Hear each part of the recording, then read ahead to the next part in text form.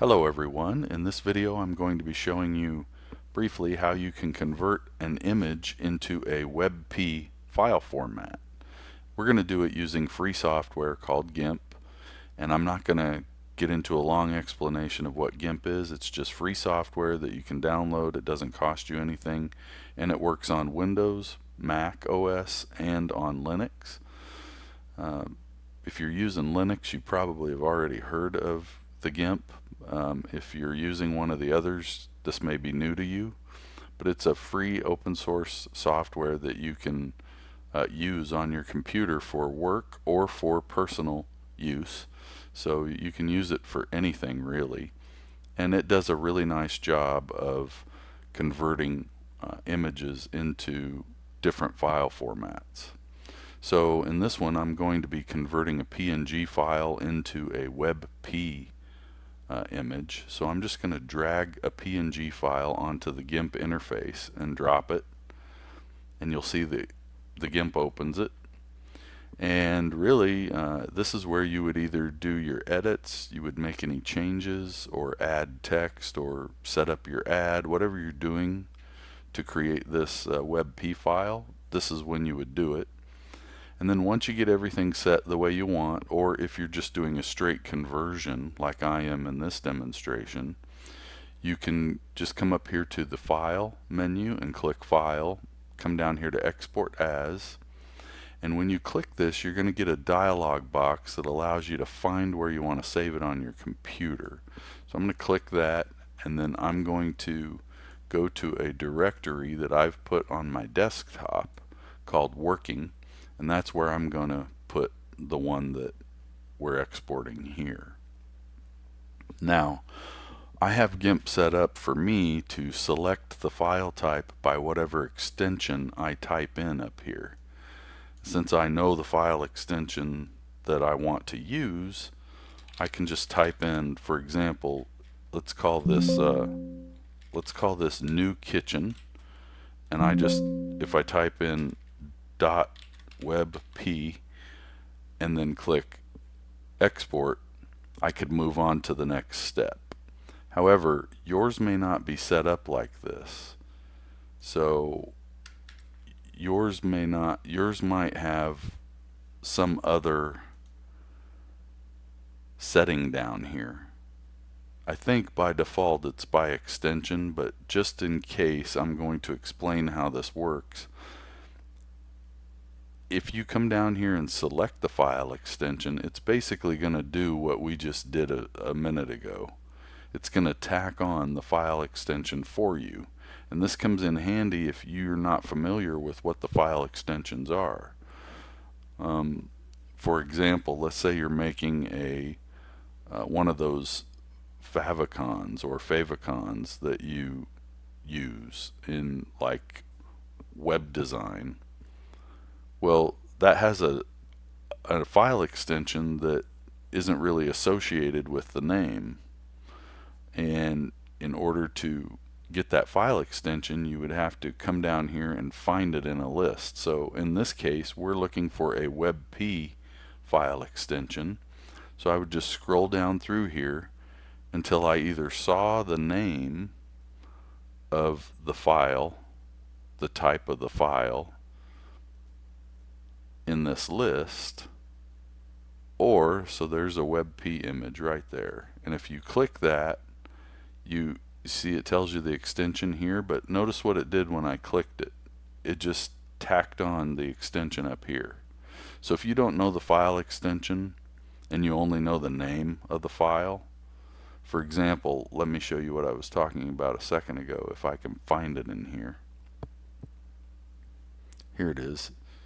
See, Microsoft Windows icon, that's the name of the ICO extension.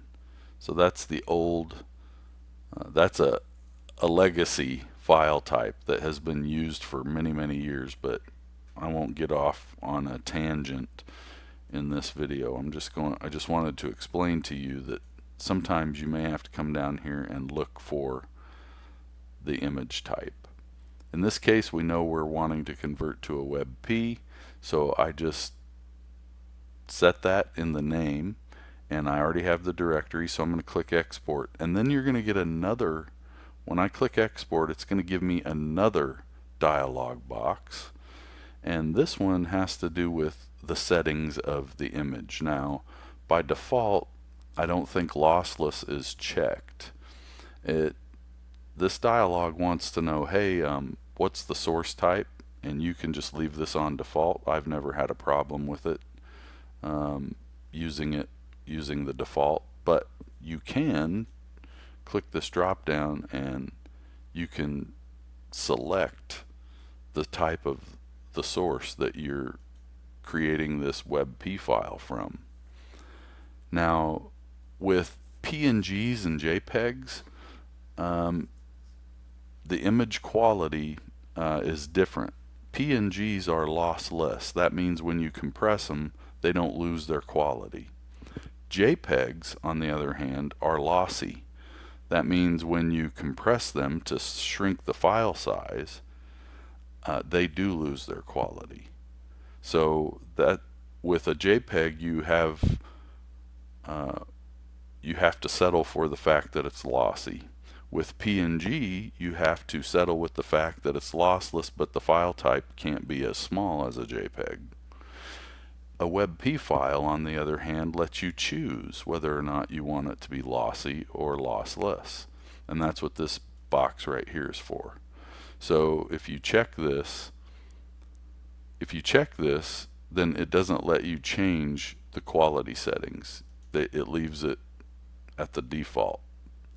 If you don't check this, then you're basically saying, I want this to be a lossy type image, and then you can adjust how you want the quality to be when it compresses it. I'm going to leave this at lossless because it started out as a PNG, and PNGs are lossless, so I'm just going to leave it the way that it was. Now down here you'll see a metadata option here. I'm not going to get into a big long explanation of what metadata is. It's basically information about the information that is associated with this image. So if you click this, you're going to get another dialog box which allows you to set the metadata. For example, if I wanted to title this image New Kitchen, I could just type it in to the title. I could put my name in here for the author, put my title, a description of the image. You get the point. You can set keywords, you can set the copyright, you can set a link to the copyright so that it can be read online. So that's just for this tab. There's these other tabs that are used in various industries that use imaging. So again, I'm not going to explain what all these are and what they do. Frankly, I don't know all of them, but the point is it's all metadata that different professions use when they store and archive images. And GIMP allows you, when you're creating a WebP, it allows you to fill in all of that information. So that's where you would fill it in. You can import metadata from another file, or you could export it directly to a file. So I'm just going to leave the title that I set in here, and I'm going to click Write Metadata, and that's going to close this window or dialog box. And then you'll see here now, just because I've set the metadata doesn't mean I've saved it.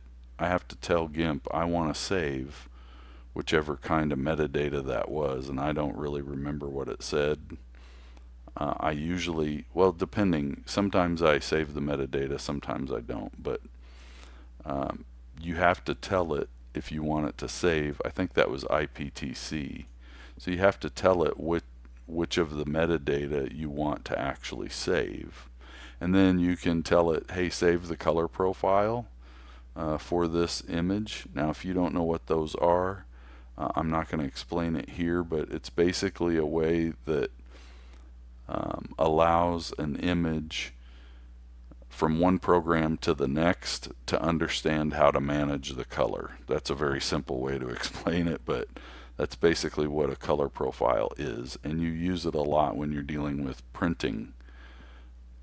And then if you want it to save a thumbnail, you can click that. When you get all these settings saved the way you want, you have a choice of saving this as the default or saving it for later, or you can, you see this is not lit up, but if it were, you'd be able to load settings that you saved previously. I'm just going to export this with the settings that I have, and when I click that, GIMP does the conversion. It changes, it saves. You can see it doing its work down here. Well, it just finished up, but it'll, depending on the file size of the image, it might take a few seconds to save it. Now I have the directory that I saved it to open here in my Windows Explorer, and you'll see here that we have a WEBP file. The size is 1.4 megabytes. It's called New Kitchen, and I can open this with my computer with a program that understands WebP images.